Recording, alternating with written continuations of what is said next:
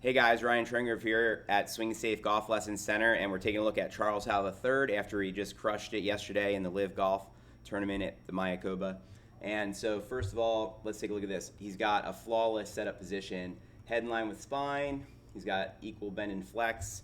Nice job. He's got his balance here in the balls of his feet. That's also correct. Arm position, pretty solid triangle arms here. You can see that. He's definitely showing the inner part of his elbows here. The left hand grip, let's see. He definitely weakens his left hand grip a tiny bit here with his driver, it seems. Makes sense. He plays a draw and he probably doesn't want it to overdraw. And then here, the right hand also, again, on a little bit on the weaker side. Not much, though, just a hair. And let's take a look. Ball position, not way in front, not off the left heel. You can see that. It's definitely, let's see, one or two, maybe three ball positions back from there. And then he's got his front foot here splayed open more than his back foot. That's typical. And it looks like he closes his stance a little bit here. Now let's get into it and see what happens with his body position while he's swinging. And so let's go like this. We're going to put some lines.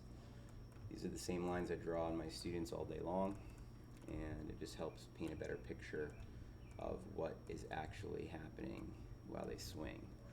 So now let's put just a swing plane line up here as well. Okay, now we're ready. Here we go. So on the backswing here, let's see, he takes it back.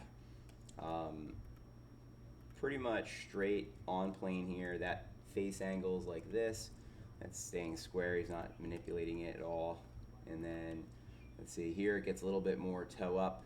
You can see at this point he's kept his head position pretty well. He does have a little bit too much, it looks like, of he kind of shifts off the ball there a little bit. If you watch this right here, see that on the left? So you can see that his hip came off of here a little bit. Some of these players will do that. They'll shift off, but then they kind of recenter. Yeah, see, by the time he's about to start down, he's recentered himself here, and his hip is back on this line, and therefore his spinal angle here is basically stayed the same. And on this side, you can see that he's pretty much kept it. He sometimes straightens out that knee. Maybe it's a flexibility thing with him. I'm not sure, but I've seen him do that before, right? And then let's see here. He gets up to the top with the club. Nice neutral wrist position. Not too flat, not too bowed. Pretty much you can see there's that little angle like this.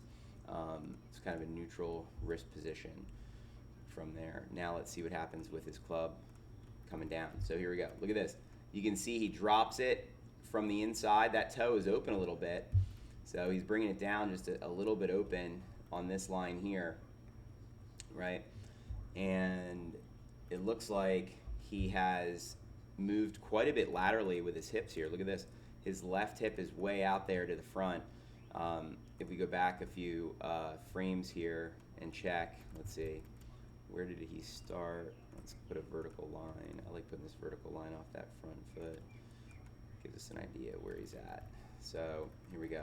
He comes down. Yeah, so he's getting a little left with his hip there. I mean, you don't generally like to have the knee here outside the shoe. It can be bad for your outer knee. But, I mean, here's the thing. With that happening with his hip, now he's changed his spine angle, so that's only helping him to hit, kind of more up on it. The face angle there is pointing pretty straight at this moment, maybe a little toe down, right? His left wrist definitely supinates. On the right side here, you can see that his butt has come off this back line, so that's no good. And that's made him lift up here. See how his head is outside the box, right? So really on this side, his posture is changing like so. So he actually comes up out of posture and tilts his spine a little bit with this driver.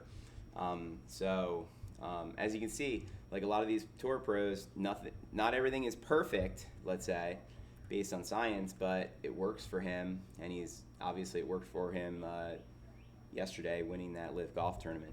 So anyways, that's what I have to say about Charles Howell III here. You can see that on the exit plane, he's a little bit steep like this compared to this plane, and the reason that is because of how his hip slid. Okay, so he's got a little bit of hip slide I think he should work on. And then around he goes here off of his back foot pretty well. with his driver here. So I would say that what a great move. The main thing to mention here is he definitely takes it back straight back and then brings it from the inside, right? He gets a lot of lag here in the backswing. And so, you can see, just to trace, we don't have the whole picture here, but if we trace his club head going back here, right, you can see that then it comes in quite a bit here, narrower on the way down, right? And so that's typical, wide straight back, narrow from the inside. But it's surprising. I'm surprised that he kind of comes up a little bit here on the way through, and his hip gets out and his knee gets out. But you know what? He obviously knows where the ball is going to go and has a consistent shot shape, and he's able to play it. And with his short game sharp as attack, he's able to make a lot of birdies.